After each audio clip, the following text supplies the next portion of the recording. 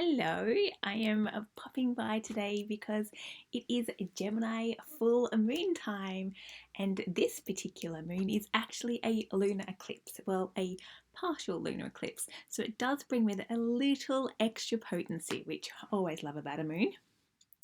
Now, eclipses really do light up those areas of our life that need a little clearing out. So, basically, what have you been holding onto too tightly, and where do you need to let go? Love a full moon for those things, putting that extra lunar eclipse.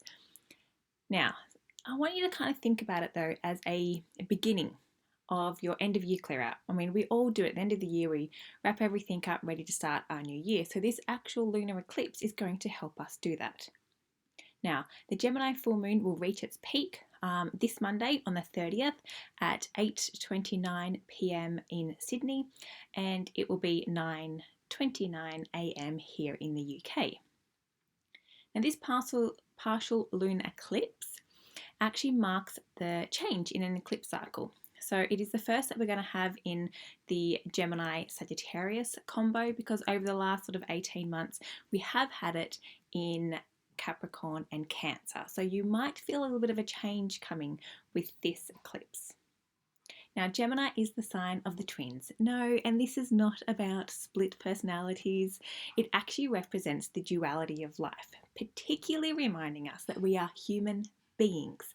That is, we are both human and beings. We have both a physical and a soul.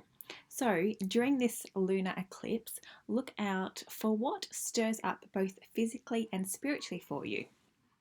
And how does that both physical and spiritual influence each other in your lives? Now, Gemini is an air sign, so it is ruling our mind. Oh, and just what we need in an eclipse. So try to calm your mind during this lunation.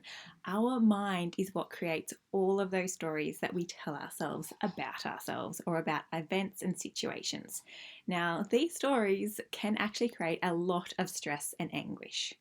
I personally have a very close affiliation with this, as Virgo, which is my sun sign, and Gemini are both ruled by Mercury. I can, and I definitely have, let some of those stories run wild in my life. So use this full moon to release any of those stories that aren't helpful for you. Now, there are a few celestial beings charging up this eclipse. There always is other things going on in the sky.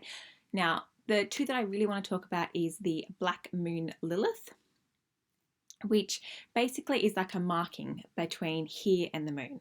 So it's not actually like a star or anything like that, but it's a marking.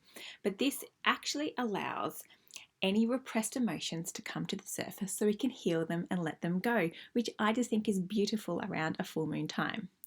And Ceres, I'm pretty sure that's how you say it. I think I had trouble last time I tried to pronounce that one, is actually an asteroid. And it is the asteroid of fertility and renewal. And it reminds us to nourish ourselves. I mean, how beautiful is that?